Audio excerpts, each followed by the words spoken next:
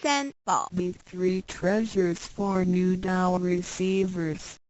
他人的一生中有许多值得庆贺的事情，但却有更多无价且必须要全力以赴来追求的东西。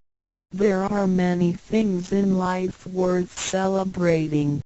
However, there are even more priceless things worth pursuing with all our efforts.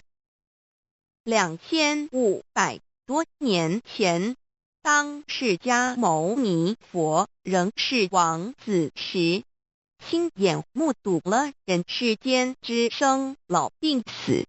他告诉自己，一定要找到一条永恒之路。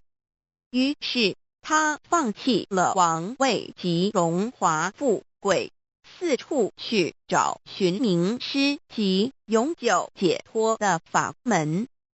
后来燃灯古佛为他受记，最后他修成了正果，也留下了许多的经典，引导众生开悟正果。About 2,500 years ago, when Sakyamuni Buddha was still a prince, he witnessed the four sufferings of life: birth, old age, sickness and death. He told himself, "I've got to find the way that leads to eternity." Thus, he gave up his throne and fortune in search for an enlightening master and a way to eternal liberation.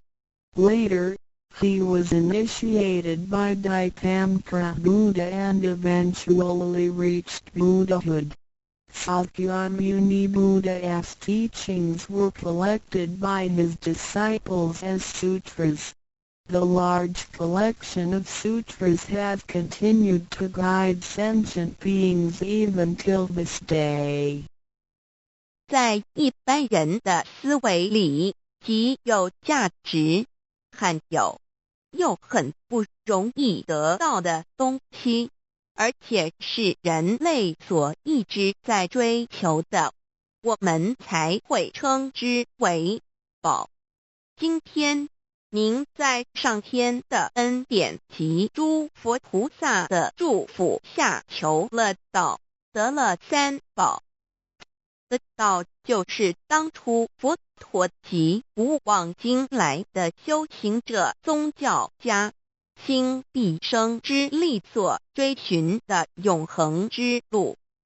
过去因为天时未至，道是单传独授，得道者稀，修行者常有，踏破铁鞋无觅处之憾。